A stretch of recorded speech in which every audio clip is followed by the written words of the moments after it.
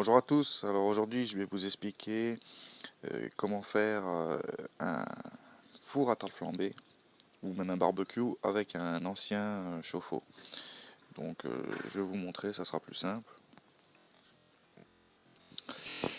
Donc voilà. Donc il faut savoir que votre chauffe-eau, quand vous l'avez chez vous, il y a un habillage autour et avec une grosse couche de mousse entre pour isoler. Et à la fin vous obtenez quelque chose comme ça.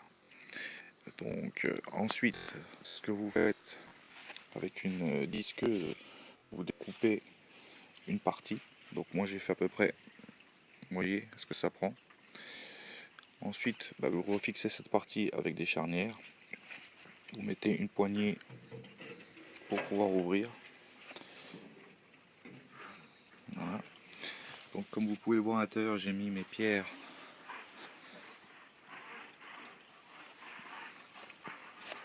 pour poser les tartes flambées dessus. Donc ce sont des pierres réfractaires. Donc pour que vous voyez à peu près à quoi ça ressemble en épaisseur. Voilà. En dessous, vous pouvez éventuellement faire aussi une ouverture pour pouvoir insérer votre bois. Et pour aussi, comme par exemple ici, faire des trous pour qu'il y ait de l'air, pour que ça puisse bien attiser. Et voilà, et quand c'est bien chaud et que vous mettez votre à flamber, vous pouvez refermer. Vous mettez une petite cheminée dessus et le tour est joué. Après, moi j'ai posé ça, en fait, il me restait des vieux parpaings.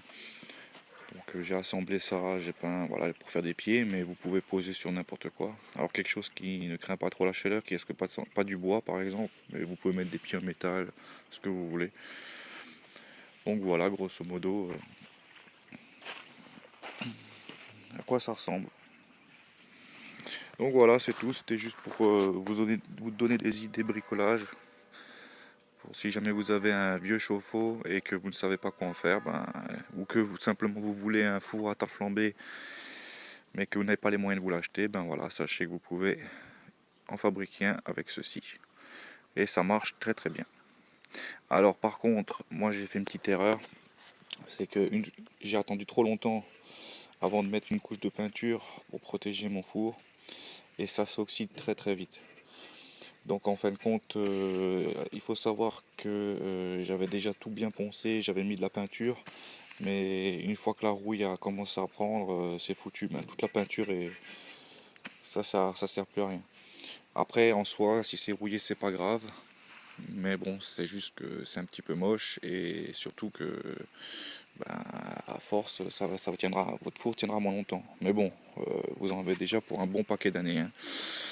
Donc voilà, petit tuto. Allez, je vous dis à bientôt pour une prochaine vidéo. N'oubliez pas de vous abonner, de liker, de partager. Allez, je vous dis à bientôt.